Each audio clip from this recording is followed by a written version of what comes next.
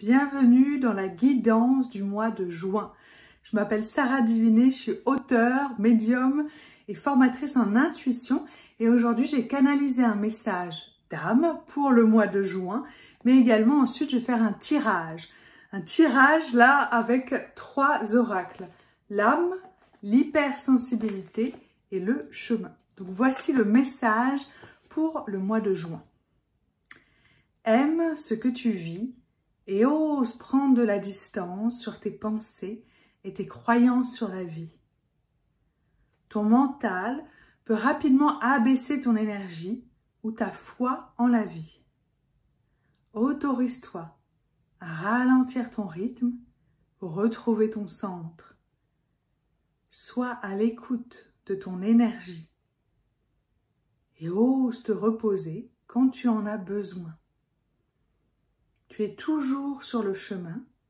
Choisis à présent le chemin qui t'apporte le plus de joie, un pas après l'autre.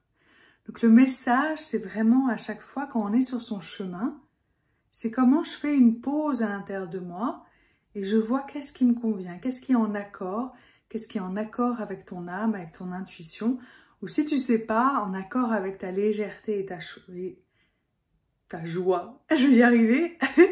Et donc le fait de prendre de la distance par rapport à ce que tu vis, de revenir connecté à toi, ça t'aide en fait à chaque instant à voir qu'est-ce qui est le plus juste pour toi. Donc c'est parti pour le message à présent des 3 oracles. Un petit mix en juin avec le chemin, l'oracle de l'âme et l'hypersensibilité. Mission de vie, donc je mets la main au-dessus. Première carte. Hop, je vérifie quelle carte c'est exactement. Celle-ci.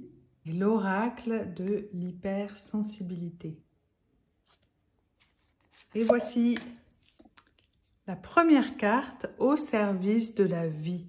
Comment se reconnecter au fait que tu as une âme, que tu peux honorer la vie en toi et à l'extérieur de toi. Souvent, les personnes que j'accompagne, c'est comme si elles ont de l'intuition, mais elles ont tellement d'amour et de vibration et d'empathie pour les autres qu'elles s'oublient. Et donc, célébrer la vie, être au service de la vie, c'est des fois pour soi et des fois pour les autres. Et c'est pas forcément tout le temps pour les autres. Donc là, c'est vraiment sur ce mois de juin, c'est comment tu peux honorer la vie à l'intérieur de toi et sentir ce qui est juste. Et parfois, quand on écoute son intuition, on est au bon endroit, au bon moment pour une personne, mais des fois aussi pour recevoir un message. Donc il y a ce côté aussi sortir de cette zone de connu et suivre un peu plus son intuition, être un peu plus dans cette aventure-là, mais vraiment écouter ce qui est vivant à l'intérieur de toi. Ensuite, la deuxième carte de l'âme, c'est l'énergie. Comment tu peux te relier à ton énergie? Donc quand tu écoutes la première carte et que tu honores la vie à l'intérieur de toi, tu es beaucoup plus dans l'énergie. Donc l'idée, c'est pas d'être une pile électrique en permanence 100% du temps en juin, mais c'est d'être dans cette écoute.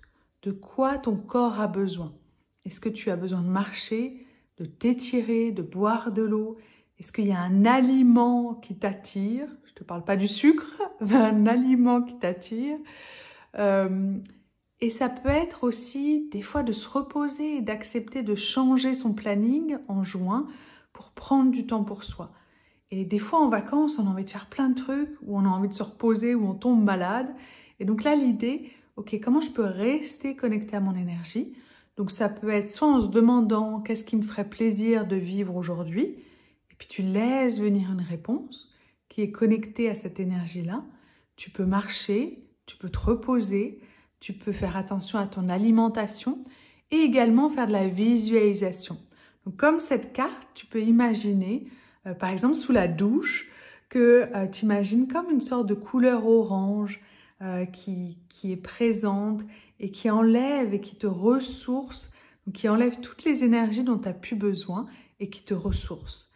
Et dans la journée, tu peux également le faire en imaginant cette bulle de lumière t'entourer, cette aura, cette âme, et ça va t'aider à être plus connecté à ton énergie.